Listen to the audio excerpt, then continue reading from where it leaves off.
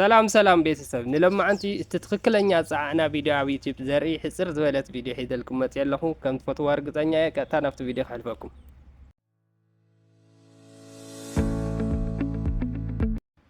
ብምቕጻል ቀጥታ ዩቲዩብ ኣፕሊኬሽንና ብምኽፋት እዛ ናይ ፕላስ ምልክት ጠዊዕና ቀጥታ ናብ ጋላሪ ንኣቲ ኣብ ጋላሪ ዘቕመጥናዮ ቪድዮና ሰሌክት ጌርና ንጽዕኖ።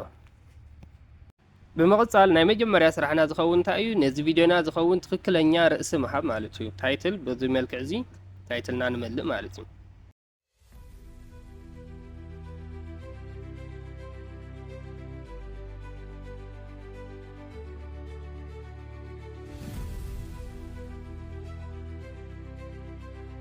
ታይትልና በዚ መልክዕ እዚ ምስ መላእና ቀጥታ ናብ ዲስክሪፕሽን ስፔስ ብምሕላፍ ንቪድዮና ዲስክራይብ ክገብር ዝኽእል ትክክለኛ ዲስክሪፕሽን በዚ መልክዕ እዚ ንመልእ ማለት እዩ።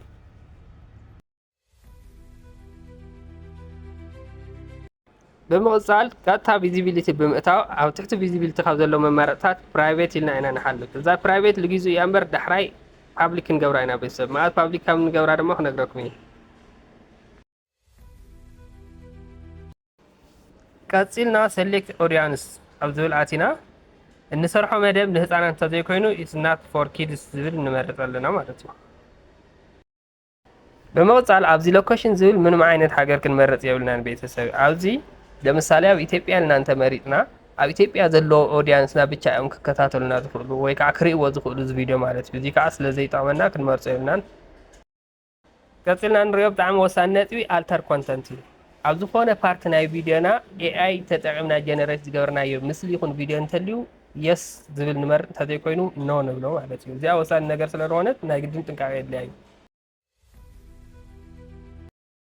ቀፂልና ንረኽቦ ኮመንት ሴክሽን እዩ። ኮመንት ሴክሽን ከዓ ናይ ግድን ኦን ክኸውን እኒኦ። ምክንያቱ ኦዲየንስና ኮመንት ክፅሕፍልና ማለት እዩ። ናይ ኦዲየንስና ኮመንት ከዓ ቪድዮና ቫይራል ንክወፅእ ብጣዕሚ ሓጋዝ ስለዝኾነ ናይ ግድን ኦን ክኸውን እኒኦ እዚ ማለት እዩ።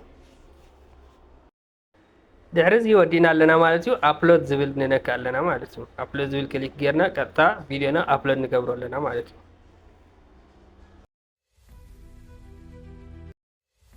ቀፂልና ቪድዮና በዚ መልክዕ እዚ ኣፕሎድ ጌርና ምስ ወዳእና እቲ መጀመርያ ኣብ ቪዚቢሊቲ ኣቲና ፕራይቬት መሪፅና ዝነበርና ሕጂ እንታይ ኢና ንገብሮ? ፓብሊክና ክንገብሮ። ምክንያቱ ሕጂ ቪድዮና ናብ ኦዲየንስና ክበፅሕ ኣለዎ ናይ ግድን። ድሕሪ እዚ ፓብሊክ ጌርና የለና ማለት ናብ ኦዲየንስና ቪድዮና ፓብሊሽ ኮይኑ እንዮ ማለት እዩ። ቪው ምቁፃር ይጅምር ኣሎ ማለት እዩ። ናይ ሎማዓንቲ ቪድዮ ነዚ ይመስል ነይሩ። ቀፃሊ ብካሊእ ዝሕሸ ቪድዮ እስካ ንራኸብ ሰላም ድሓንኩም።